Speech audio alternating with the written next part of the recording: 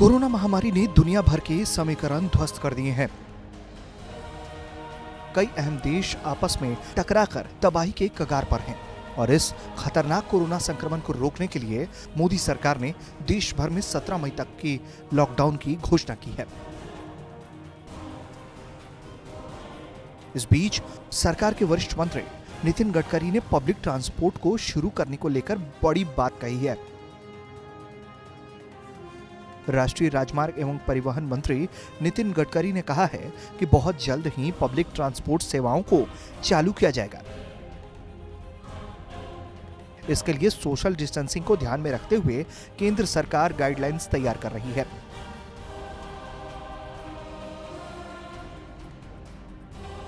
नितिन गडकरी ने कहा कि सार्वजनिक परिवहन जल्द ही कुछ दिशा निर्देशों के साथ शुरू होगा। बसों और कारों से यात्रा करने के दौरान काफी सजग रहने की जरूरत है और इस दौरान सोशल डिस्टेंसिंग बनाए रखने और hand wash, sanitizing, face mask जैसे सभी सुरक्षा उपायों को अपनाने की जरूरत है। मंत्रालय सार्वजनिक परिवहन के लंदन मॉडल को अपनाना चाहता है, जहां सरकारी धन कम से कम है और निजी निवेश को बढ़ावा दिया जाता है। नितिन गडकरी पीएम मोदी और वित्त मंत्री निर्मला सीतारमण के नियमित संपर्क में हैं, जो कोरोना महामारी की इस मुश्किल घड़ी में अर्थव्यवस्था के उत्थान के लिए काम कर रहे हैं। कोरोना वायरस महामारी के खतरे को देखते हुए राष्ट्रव्यापी लॉकडाउन को बढ़ाकर 17 मई तक किया गया है। इस दौरान रेलवे और फ्लाइट्स सर्विसेज को भी इजाजत नहीं दी गई है। हालांकि फंसे हुए प्रवासी मजदूरों को निकालने के लिए रेलवे ने करीब 100 से ज्यादा श्रमिक स्पेशल ट्रेनें चलाई हैं।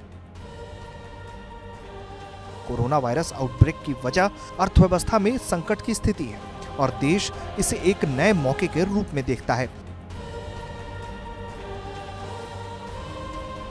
क्योंकि मौजूदा वक्त में कोई देश चीन से डील नहीं करना चाहता। इसके साथ ही जापानी प्रधानमंत्री तो इस बात पर जोर दे रहे हैं कि कंपनियां चीन से बाहर निवेश करें।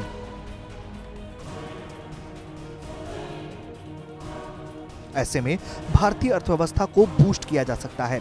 फिलहाल उम्मीद जताई जा रही है कि देश और उद्योग दोनों ही एक साथ दो लड़ाई जीतेंगे, पहला कोरोना के खिलाफ और दूसरा आर्थिक सुस्ती के खिलाफ। ब्यूरो रिपोर्ट, भारत तक।